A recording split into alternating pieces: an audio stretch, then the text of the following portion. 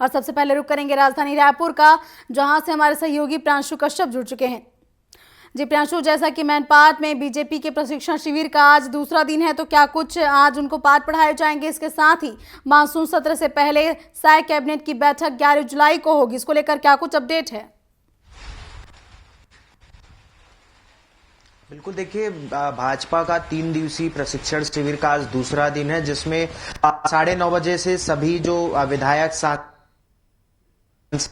हैं प्रशिक्षण शिविर में। उनकी जो अलग अलग है 10 सत्रों में पूरा कार्यक्रम आयोजित है पूरे 3 दिन का, और अलग अलग सत्र शुरू हो चुका है। वहीं बीजेपी के राष्ट्रीय अध्यक्ष जेपी नड्डा पहुंचे हुए थे, और उन्होंने साफ तौर पर नेताओं को हिदायत दी है कि जमीन से जुड़कर काम करना है, या कोई भी ऐसी बयान मीडिया में नहीं देना है जिससे पार्टी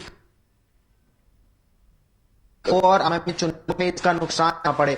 तो कहीं ना कहीं सीधे सीधे 2028 के चुनाव को लेकर बीजेपी तैयारी में है, और अभी से नेताओं को यह आदेश दिया गया है कि किसी भी प्रकार का टिप्पणी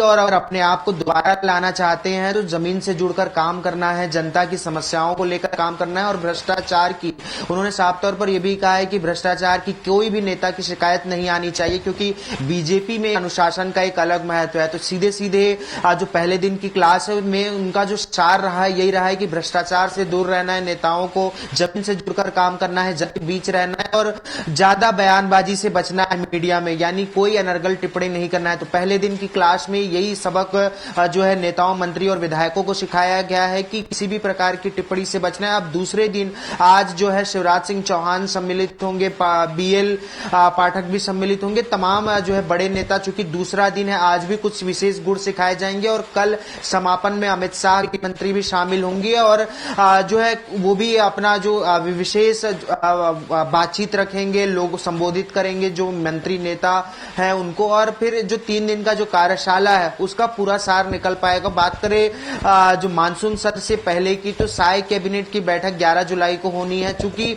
14 जुलाई से जो है मानसून सत्र शुरू हो रहा है, 14 से 19 जुलाई तक। अब ऐसे में उससे पहले किस तरीके की तैयारियां पक्ष के नेताओं को करनी है, विभाग के मंत्रियों को करनी है, क्या कुछ जो है, क्योंकि कांग्रेस लगातार घेरती भी नजर आ रही, सड़क में भी लगातार न्याय यात्राएं, पदयात्रा कर रही है, डीएपी खाद की कमी को लेकर, बिजली बिल को लेकर, महंगाई को लेकर, कानून व्यवस्था को लेकर लगातार सरकार को घेरते हुए नजर आ रहे हैं। अब ऐसे में ज्यादा संभावनाएं हैं कि कांग्रेस जो है अब भी अवैध रेत खनन का मुद्दा सदन में उठाएगी, कानून व्यवस्था का उठाएगी, डीएपी में खाद की कमी, और बिजली बिल में जो महंगाई, बिजली की अनियमितताएं भी हुई हैं, उसको लेकर भी मुद्दा उठाती हुई नजर आएगी। तो इन सब मुद्दों को लेकर बीजेपी किस तरीके से तैयारी करेंगे, विभाग के मंत्रियों की क्या तैयारी होनी चाहिए, क्योंकि बजट सत्र में देखा किस तरह से मंत्रियों में कहीं ना कहीं थोड़ी सी होमवर्क की कमी नजर आ रही थी। जो अब होमवर्क पूरा करना, ये सारे विषयों पर भी इस बैठक में खास तौर से चर्चा हो सकती है।